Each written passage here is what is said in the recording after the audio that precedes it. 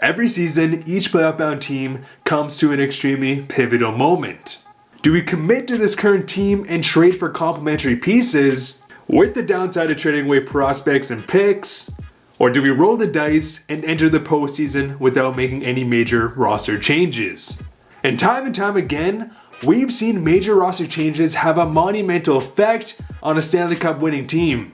In fact, out of the past 10 Stanley Cup wins, at least 7 of those teams made significant trades in the season leading up to their championship, which just goes to show the importance of playoff depth and is the reason we saw many high-risk moves at last year's deadline, as teams like the Tampa Bay Lightning traded away major future pieces in order to acquire high-value players for their playoff push. And there are of course many variables that factor into a playoff run, but there are also some positions that are so critical that without them, it could single-handedly deter a team's chances of winning Lord Stanley. So in today's video, we're going to go over 5 trades that won a team a Stanley Cup. So has your team ever given up future pieces to make a playoff push? If so, what happened? Let me know down below. And I'm finally announcing my giveaway, which is an official Adidas jersey of whichever team you want. And all you have to do is comment your favorite team on my pinned comment down below and retweet my tweet on this giveaway. The link will be down below. Twitter is the easiest way for me to keep track of giveaways, so sorry if it's a bit inconvenient to some, but it's the easiest way to do so. The channel the past couple weeks has been doing so well. I feel like we literally just hit 20k and we're already at 22k. The support has just been amazing. So let's keep up this momentum. So press subscribe for some more awesome content. Let's get straight into this video. We'll start with the Pittsburgh Penguins. And being that the Pens have won 3 Stanley Cups in the last 11 years, they of course made some crucial trades that reinforce those Stanley Cups.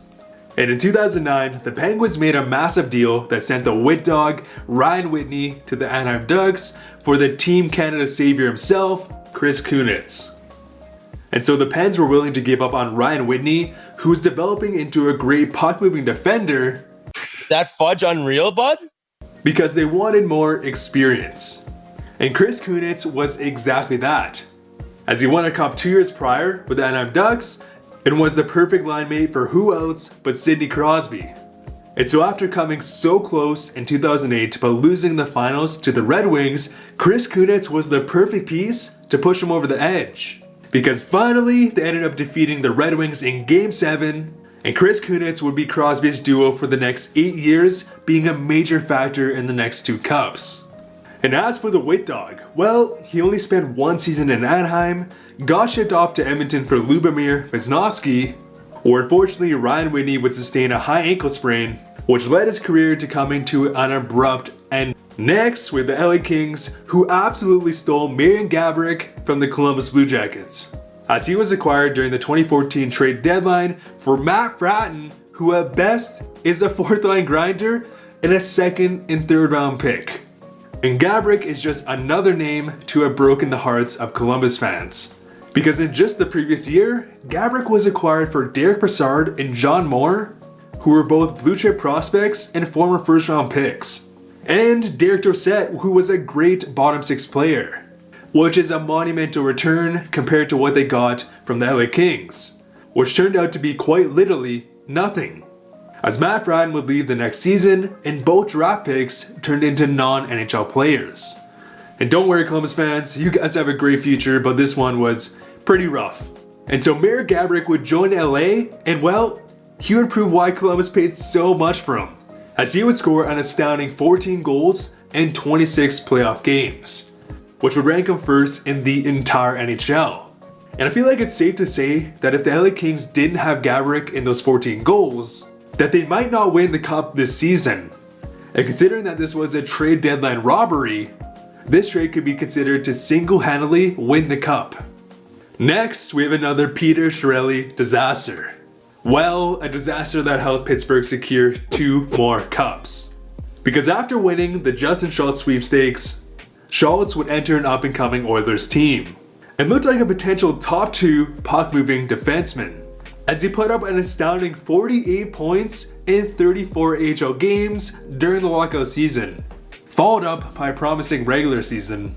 And so the sky was really the limit for Schultz, especially because Edmonton was missing that high-end defender and Schultz fit the mold. However, like many other hyped up Edmonton stars, Schultz would see significant regression and, well, the hype would fade, as he went from a promising young star to losing interest in hockey and putting up only 10 points in 2016, as well as having a very unimpressive defensive game, which ultimately got him shipped off to the Penguins for only a third round pick. And so in Pittsburgh, Schultz would once again get back on track, as he played in a bottom pairing role in 2016 to win his first Stanley Cup, and the next season Schultz would once again explode into a top pairing defender, as he put up 51 points and drastically improved on the defensive side, and would finish top 10 in Norris voting.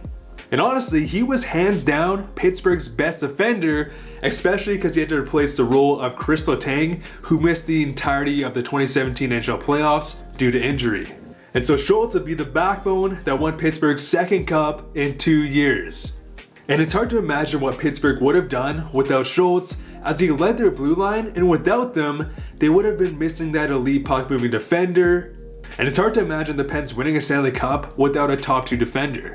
And on top of this, Schultz was only acquired for a third round pick. Next, we have the infamous Ryan O'Reilly saga. And I've covered this topic in the past, but this transaction alone sprung the entire idea for this video. Because without Ryan O'Reilly, the St. Louis Blues do not win the Stanley Cup, let alone even make the playoffs, as he was acquired for 2 cap dumps, Tage Thompson, who was a former first round pick, a 2019 first round pick, and a 2021 second. And after this trade was announced, many analysts were actually praising Jason Botterill, as he actually seemed to make a very good deal. However, that thought wouldn't last long, as Ryan O'Reilly, who was struggling with his mindset in Buffalo, would receive a chance on a golden platter to reform his game and get back to being a top 2-way player in the NHL.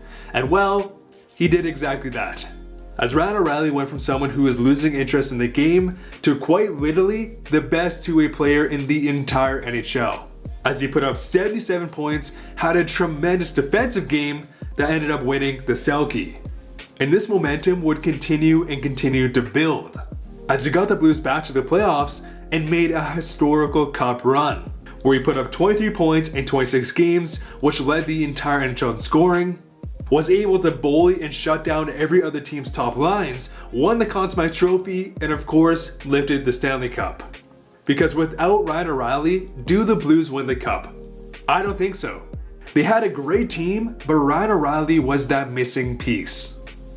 And we'll end with Jeff Carter, who was unfortunately another player who broke the hearts of Blue Jackets fans. And honestly, the more I look into the Blue Jackets, this trend has been eye-opening. Because after Jeff Carter was acquired for Jacob Voracek and a pick that turned into Sean Couturier, so 2 franchise pieces, Jeff Carter would only spend 39 games in a Columbus uniform before requesting a trade. So in the spring of 2012, Carter would be involved in another blockbuster trade, as the LA Kings sent Jack Johnson and a first round pick that turned into Marco Dano for Jeff Carter. And Carter was exactly the player they needed. He was a big, strong franchise centerman who could score goals. And that's exactly what he'd do, as Jeff Carter would put up 8 goals in 20 games, including the Stanley Cup game-winning goal.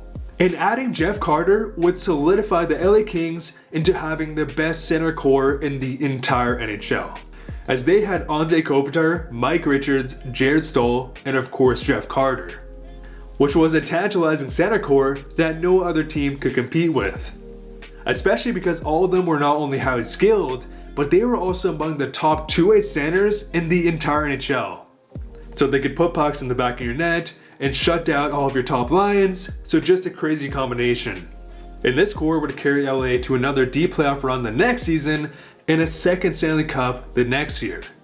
And it's safe to say that Jeff Carter's added center star power was a major reason that the LA Kings won 2 Stanley Cups in that 3-year span. Anyways guys, has your team ever given up future pieces for a cup run? If they have, comment down below, I'd love to know. And make sure to go retweet my tweet, link will be down below for your chance of winning an official Adidas jersey. Anyways guys and girls, the support on this channel has literally been life-changing. You know, we've been having some great momentum in the past couple weeks, and it's allowing me to pay off my schooling, my debt, my student loans, which is honestly just life-changing, and I never thought this day would come. And I'm just very grateful for all your guys' support. It's been amazing.